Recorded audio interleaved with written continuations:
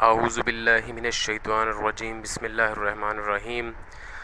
تمام شیعہ سنی مسلمان بھائیوں کو السلام علیکم۔ آج میرے ہاتھ میں پھر صحیح بخاری شریف موجود ہے، اس کی جلد اول ہے آج میرے پاس، مکتبہ رحمانیہ لاہور سے چھپی ہوئی، اور اس میں سے کچھ دلائل آپ کو دکھانا چاہتا ہوں۔ سب سے پہلی بات تو یہ کہ صحیح بخاری ایک ایسی کتاب ہے جس پہ وہابی یعنی اہل حدیث، بریلوی، دیوبندی، تمام غیر شیعہ مسلمان فرقوں کا اعتقاد ہے اور ان کا اجماع ہے کہ اس میں ایک حدیث بھی غلط نہیں ہے، حالانکہ 90% بھی صحیح نہیں کہا جا سکتا، ہر ایک حدیث 100% درست ہے اس کتاب میں، ٹھیک ہے۔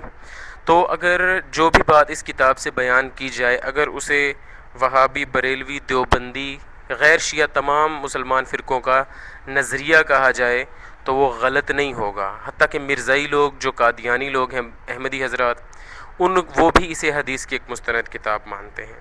تو اگر یہ صحیح ترین کتاب ہے تو اس میں سے جو بھی چیز ہوگی وہ ان کے عقائد اور ان کی نظریے کا ایک حصہ تصور کیا جائے گا۔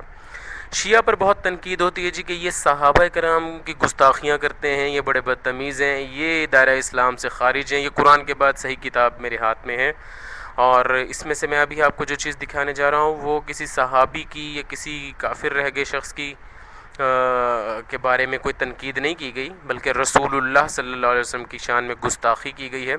اور جتنے بھی صحیح العقل اور غیر متعصب سنی بھائی اسے دیکھیں گے وہ ذرا سمجھنے کی کوشش کریں۔ یہ دیکھیے صحیح بخاری شریف جلد اول صفحہ 241، پارہ نمبر 2، کتاب الصلاۃ، اور باب بے ضرورت ننگا ہونے کی کراہت نماز میں ہو یا اور کسی حال میں، ٹھیک ہے۔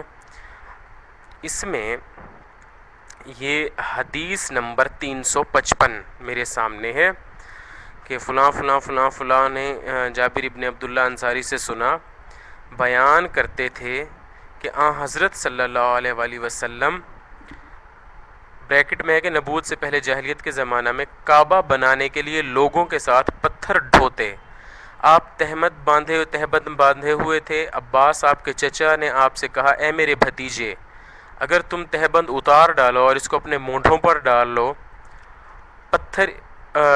پتھر کے نیچے رکھو، ٹھیک ہے۔ یعنی تم وہ یہ کہنا چاہ رہے تھے کہ اس کی گٹھڑی بنا لو اسے کھول کے۔ تو جابر نے کہا، آپ نے تہبند کو اتار کر اپنے مونڈھے پر ڈال لیا، یعنی ویسے ہی کیا، اس وقت بے ہوش ہو کر گرے، اس کے بعد کبھی آپ کو ننگا نہیں دیکھا گیا۔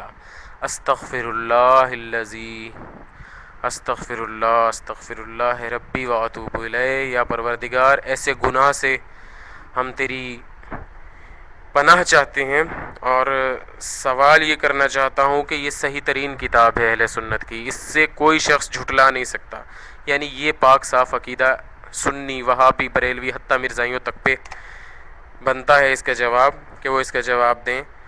اور گستاخی اور کس چیز کو کہتے ہیں؟ اگر میں آپ تمام سامعین سے گزارش کرتا ہوں، اگر آپ کے والد کا نام یا یہی کتاب اگر ایک شیعہ کتاب ہوتی اور اس میں حضرت عمر کا نام لکھا ہوا ہوتا اور یہی ان کے بارے میں لکھا ہوا، تو کیا یہ کیس ہائی کورٹ میں نہ گیا ہوا ہوتا کہ یہ گستاخ ہیں، انہوں نے برہنہ کر دیا حضرت عمر کو چوک پہ کھڑے ہوئے؟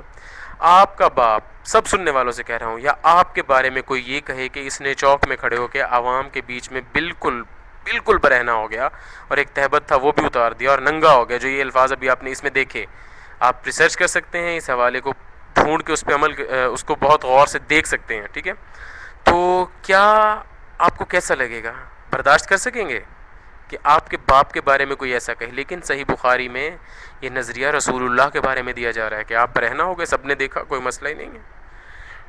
یہ صاف ستھری کتاب، یہ حدیث بالکل غلط حدیث ہے شیعہ نظریے کے مطابق، سنی نظریے کے مطابق یہ صحیح ترین حدیث ہے۔ ہم شیعہ کا عقیدہ یہ ہے کہ یہ گھڑی ہوئی حدیث ہے، من گھڑت حدیث ہے، جو ان لوگوں نے گھڑوائی جن کے باپ دادا اور وہ خود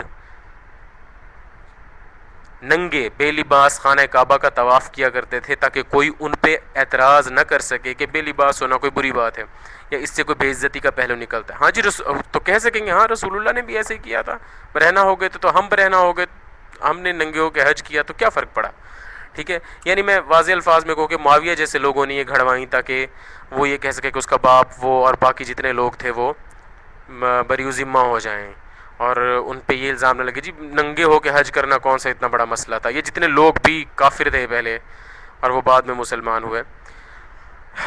لیکن یہ شیعہ نظریہ ہے کہ صحیح حدیث نہیں ہے یہ, لیکن سنی نظریہ یہی ہے کہ یہ 100% ٹھیک نظریہ ہے.